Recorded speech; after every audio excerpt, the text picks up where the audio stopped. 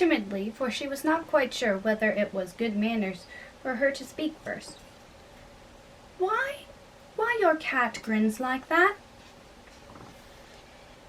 "It's a Cheshire cat," said the Duchess, "and that's why, pig." She said the last word with such sudden violence that Alice quite jumped, but she saw in another moment that it was addressed to the baby, and not to her, so she took courage and went again. I didn't know that Cheshire cats always grinned. In fact, I didn't know that cats could grin." "They all can," said the Duchess, "and most of 'em do." "I don't know of any that do," Alice said very politely, feeling quite pleased to have got into a conversation. "You don't know much," said the Duchess, "and that's a fact." Alice did not at all like the tone of this remark, and thought it would be as well to introduce some other subject of the conversation. While she was trying to fix on one, the cook took the cauldron of soup off the fire, and at once set to work throwing everything within her reach at the Duchess and the baby. The fire irons came first, then followed a shower of saucepans, plates, and dishes. The Duchess took no notice of them, even when they hit her, and the baby was howling so much already that it was quite impossible to say whether the blows hurt it or not. "Oh, please, mind what you're doing!" cried Alice, jumping up and down in an agony of terror.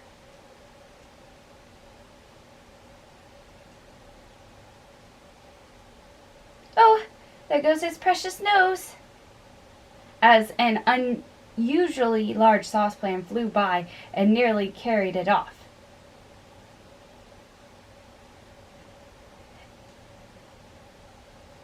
"If everybody minded their own business," said Duchess in a hoarse growl, "the world would go round a deal faster than it does." "Which would not be an advantage," said Alice, who felt very glad to get an opportunity of showing off a little of her knowledge. "Just think of what work it would make with the day and night. You see, the earth takes 24 hours to turn round on its axis." "Talking of axes," said Duchess, "chop off her head." Alice glanced rather anxiously at the cook to see if she meant to take the hint, but the cook was busily stirring the soup and seemed not to be listening. So she went on again. 24 hours, I think. Or is it 12? "Oh, don't bother me," said the Duchess. "I never could abide figures." And with that she began nursing her child again, singing a sort of lullaby to it as she did so, and giving it a violent shake at the end of every line. "Speak roughly to your little boy, and beat him when he sneezes. He only does it to annoy, because he knows it teases." Chorus, in which the cook and the baby joined in. "Wow, wow, wow." While the Duchess sang the second verse of the song, she kept tossing the baby violently up and down, and the poor little thing howled so that Alice could hardly hear the words. "I speak severely to my boy. I beat him when he sneezes, for he can thoroughly enjoy the pepper when he pleases." Chorus. "Wow, wow, wow."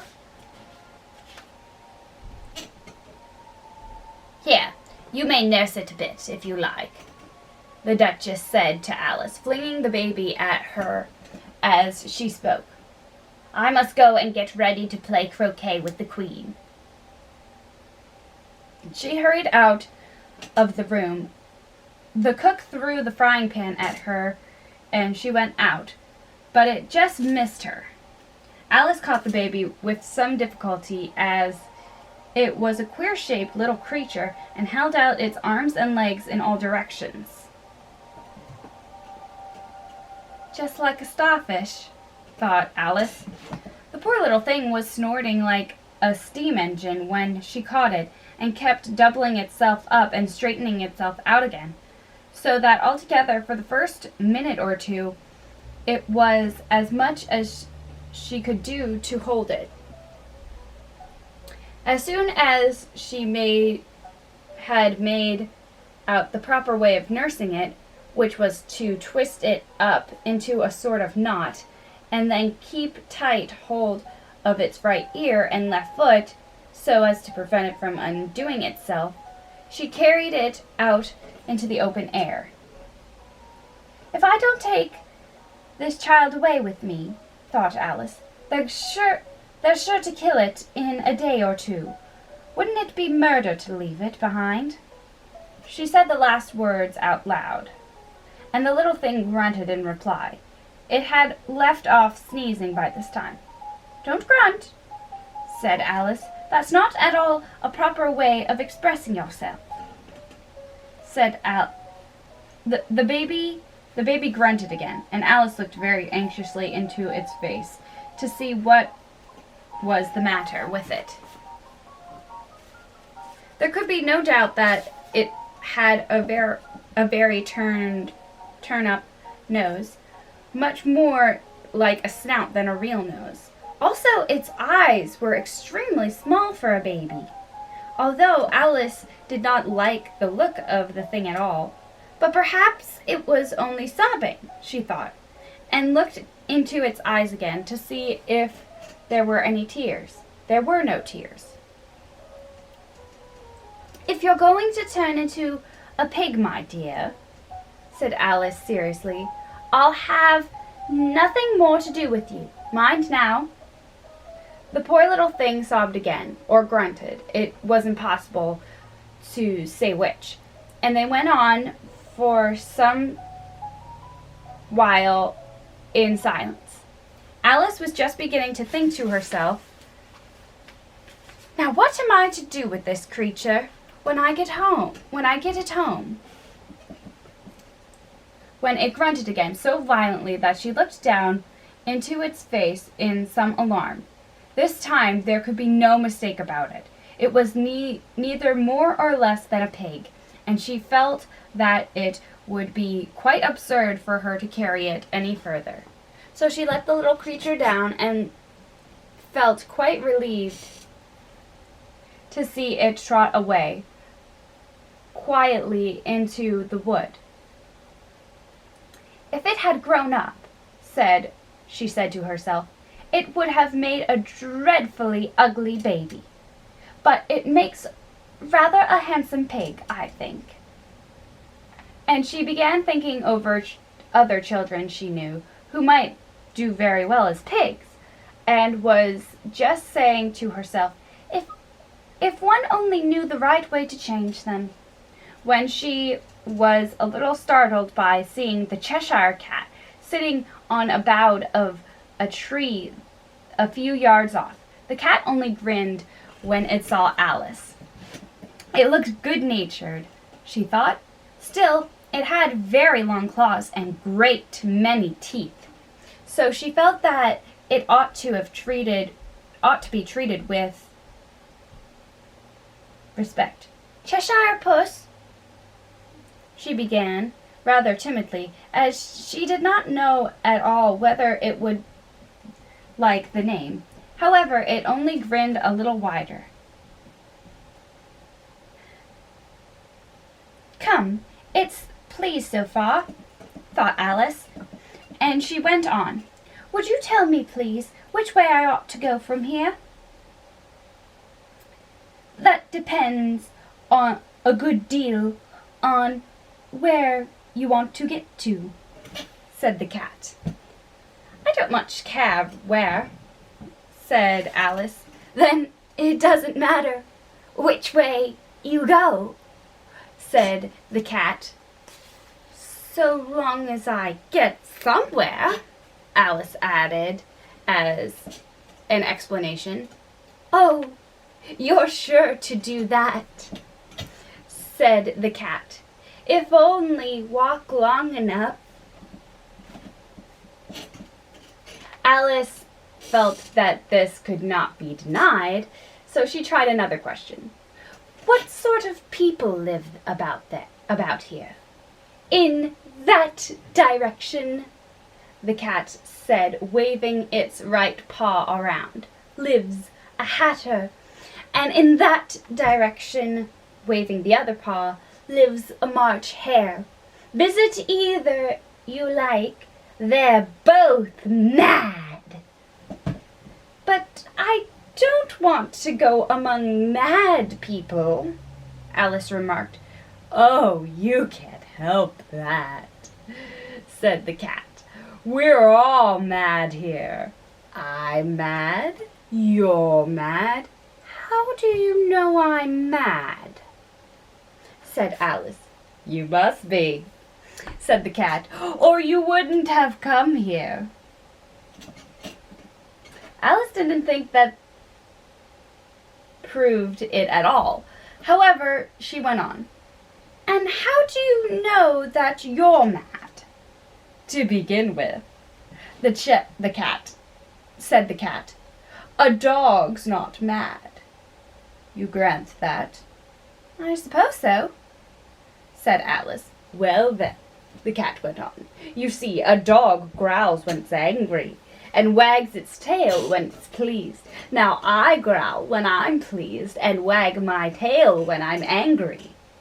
Therefore, I'm mad." "I call it purring, not growling," said Alice.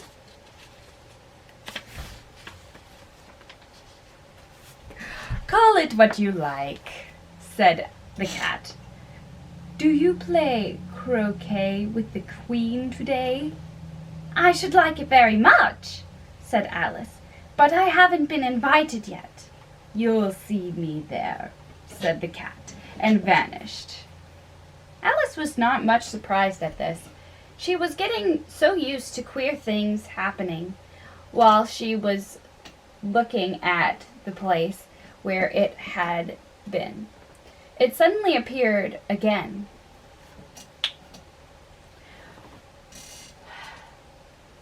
"By the by, what became of the baby?" Oh, wait. "By the by, what became of the baby?" said the cat. "I'd nearly forgotten to ask." "It turned into a pig," Alice quietly said, just as if it had come back in a natural way. "I thought it would," said the cat, and vanished again. Alice waited a little, half expecting to see it again, but it did not appear, and after a minute or two, she walked in the direction in which the March hare was said to live. "I've seen hatters before," she said to herself. "The March hare will be the most interesting, and perhaps as this is May, it won't be raving mad. At least not so mad as it was in March." As she said this, she looked up, and there was the cat again, sitting on a branch of a tree. "Did you say pig or fig?" said Cat. "I said pig," replied Alice, "and I wish you wouldn't keep appearing and vanishing so suddenly. You make one quite giddy."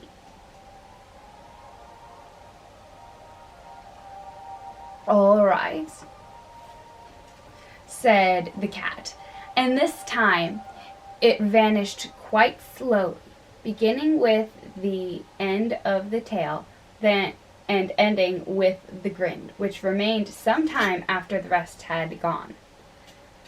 Well, I've often seen a cat without a grin, thought Alice, but a grin without a cat, that's the most curious thing I ever saw in all my life.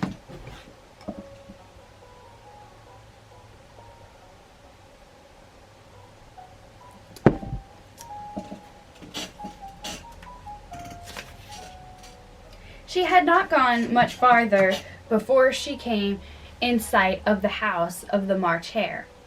She thought it must be the right house because the chimneys were shaped like ears, and the roof was thatched with fur. It was so large a house that she did not like to go nearer till she had nibbled some more to the left-hand bit of mushroom and raised herself about 2 feet high. Even then she walked up towards it rather timidly, saying to herself, "Suppose it should be raving mad after all. I almost wish I'd gone to see the Hatter instead."